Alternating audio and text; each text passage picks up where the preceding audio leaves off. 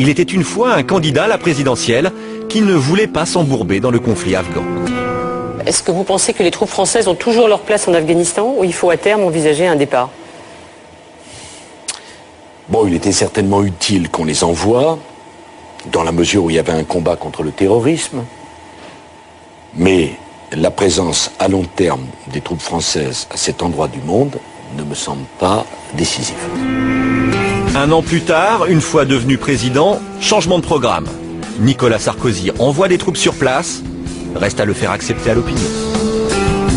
Alors que je précise pour les téléspectateurs, vous venez de décider de renforts français en Afghanistan. 700. Bon, d'ouvrir un dialogue avec les talibans, honnêtement, je crois pas. Hein. Moi, ouvrir un dialogue avec des gens qui ont amputé d'une main une femme parce qu'elle avait mis du vernis à ongles. Le récit de la femme au vernis à ongles, une histoire émouvante, toute simple, qu'on répète avec des variantes. 25 juillet 2008, conférence de presse avec Barack Obama. En Afghanistan, on n'a pas le droit de laisser revenir des gens qui coupent la main d'une femme parce qu'elle se met du vernis à ongles. 20 août 2008, après la mort de 10 soldats français en Afghanistan. Pour couper la main d'une petite fille qui s'est mis du vernis à ongles. Ce sont des petites filles à qui on coupe le bout des doigts parce que elles ont du vernis à ongles. Les talibans, c'était la négation même des droits de l'homme. Et les jeunes filles qui avaient les doigts coupés et les phalanges coupées parce qu'elles se mettaient du vernis à ongles. La main d'une femme, main d'une petite fille. Ce sont des petites filles. Une femme ou une petite fille ou bien plusieurs. Une main coupée à moins que ce ne soit des doigts ou encore des phalanges. Beaucoup d'approximations et pour cause.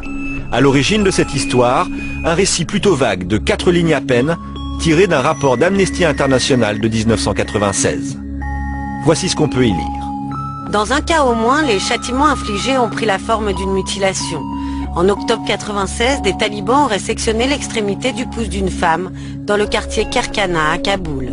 Cette punition avait apparemment été infligée à cette femme car elle portait du vernis à ongles.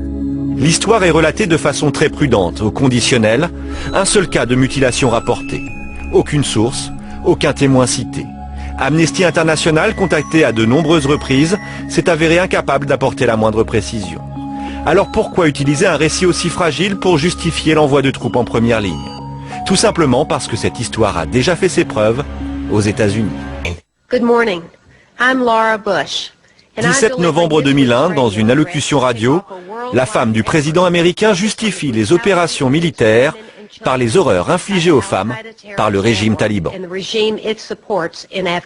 Il n'y a que les terroristes et les talibans pour menacer d'arracher les ongles des femmes sous prétexte qu'elles portent du vernis à ongles. Un récit repris mot à mot 2 jours plus tard par Cherie Blair, la femme du Premier ministre anglais Tony Blair, dans une conférence de presse avec des femmes afghanes. Cherie et Laura, 2 premières dames, qui racontent la même histoire.